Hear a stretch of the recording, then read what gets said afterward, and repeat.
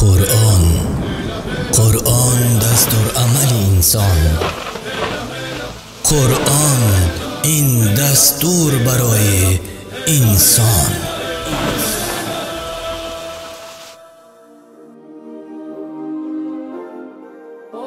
دعای روز عرفه به روایت ترمذی از عمرو پسر شعیب رضی الله عنه از پدرش از بابایش روایت میکند که پیامبر الله صلی الله علیه و سلم فرمودند بهترین دعا دعای روز عرفه است و بهترین دعایی که من و پیامبران پیش از من گفتند.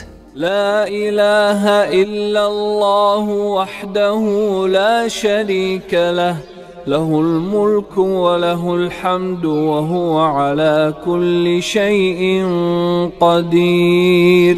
عید سعید قربان برای هر یک شما مبارک باشد. الله عبادت ما و شما را قبول کند. تقبل الله منا ومنكم عيد مبارك علينا وعليكم.